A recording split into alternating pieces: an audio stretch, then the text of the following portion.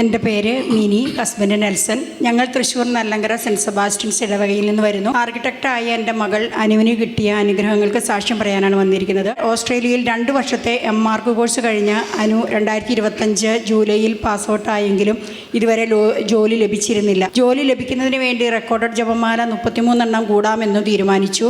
മോൾക്ക് ജോലി ശരിയായാൽ സാക്ഷ്യം പറയാമെന്നും ആദ്യ ശമ്പളത്തിന് ദശാംശം കൊടുക്കാമെന്നും സാധിക്കുന്ന ദിവസങ്ങളിൽ ഇവിടെ വന്ന് മധ്യസ്ഥ പ്രാർത്ഥനയും പ്രേക്ഷിത പ്രവർത്തനവും നടത്താമെന്നും നേർന്നു. ജപമാല കൂടി ഒരാഴ്ച കഴിഞ്ഞപ്പോൾ ഒരു ശനിയാഴ്ചത്തെ ഏകദിന കൺവെൻഷനിൽ ഓസ്ട്രേലിയയിലുള്ള അനുവിൻ്റെ ജോലി തടസ്സം എടുത്തു മാറ്റിയിരിക്കുന്നുവെന്ന് റാഫേലച്ചൻ വിളിച്ചു പറഞ്ഞു. അത് ഞങ്ങളുടെ മകൾ തന്നെയാണെന്ന് ഞങ്ങൾ വിശ്വസിച്ചു പ്രാർത്ഥിച്ചു. പിന്നീട് മോള് ടെമ്പററി റെസിഡൻസിക്ക് വേണ്ടി ഓസ്ട്രേലിയയിൽ വെച്ച് OET എക്സാം എഴുതുകയും ഫുൾ മാർക്ക് ലഭിക്കുകയും ചെയ്തു.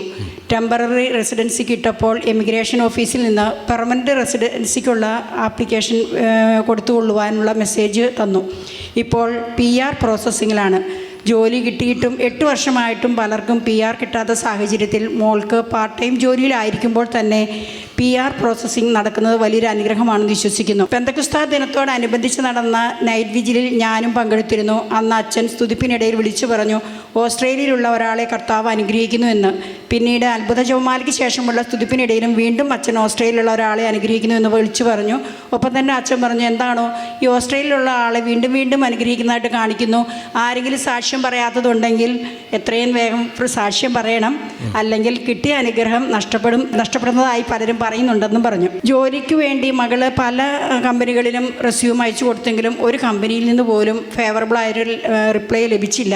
താമസ സ്ഥലത്തിനടുത്തുള്ള കമ്പനിയിൽ റെസ്യൂം കൊടുത്തിരുന്നെങ്കിലും PR ഇല്ലാത്തതുകൊണ്ട് അവർ ഇൻ്റർവ്യൂവിന് പോലും വിളിച്ചില്ല. പ്രതീക്ഷയില്ലാതെ ഇരിക്കുമ്പോൾ ഒരാഴ്ച കഴിഞ്ഞപ്പോൾ മോളുടെ റെസ്യൂം മറ്റാരോ ആ സെയിം കമ്പനിയുടെ ഹെഡിന് അയച്ചു കൊടുക്കുകയും നേരിട്ട് ഇൻ്റർവ്യൂവിന് വിളിക്കുകയും സെലക്ഷൻ ആവുകയും ചെയ്തു. കമ്പനി ഹെഡിന് റെസ്യൂം അയച്ചു കൊടുത്തത് ആരാണെന്ന് ഇപ്പോഴും അറിയില്ല. മാതാവിൻ്റെ ഇടപെടലാണെന്ന് ഞങ്ങൾ വിശ്വസിക്കുന്നു. കാര്യങ്ങളടിച്ച് നമുക്ക് നന്ദി പറയാം. വലിയൊരു സാക്ഷ്യം നമ്മൾ കേൾക്കണം കേട്ടോ. രണ്ടാമത്തെ അനുഗ്രഹം, 2.5 വർഷമായി അസിഡിറ്റിക്ക് മരുന്ന് കഴിച്ചിരുന്ന ഞാൻ അത്ഭുത ജപമാല കൂടി നിയോഗം വെച്ച് പ്രാർത്ഥിച്ചതിന് ഫലമായി അസിഡിറ്റിയുടെ പ്രശ്നങ്ങൾ മാറിക്കിട്ടി. വിശ്വാസ പ്രമാണം ചൊല്ലി ഉപ്പ് വിതറിയതിന് ശേഷം എലിശല്യം, പല്ലിശല്യം എന്നിവ മാറിക്കിട്ടി. ഇന്ന് അച്ഛൻ രാവിലെ പറഞ്ഞു, റിയ അൾത്താരയിൽ വന്ന് സാക്ഷ്യം പറയണമെന്ന് പറഞ്ഞിരുന്നു. അത് ഞങ്ങളുടെ ചേട്ടൻ്റെ മകളാണ്. അവൾക്ക് ഗൾഫിൽ ജോലി കിട്ടി. കഴിഞ്ഞ ആഴ്ച ഞങ്ങളതിൻ്റെ ദശാംശ ഓഫീസിൽ കൊടുത്തപ്പോൾ അവിടുന്ന് ശുശ്രൂഷ പറഞ്ഞു, സാക്ഷ്യം സ്റ്റേജിൽ കയറി പറയാൻ പറഞ്ഞു. പക്ഷെ ഞാനത് പറഞ്ഞില്ല. ആ സാക്ഷ്യം എഴുതി ബക്കറ്റിൽ ഇടുകയാണ് ചെയ്തത്.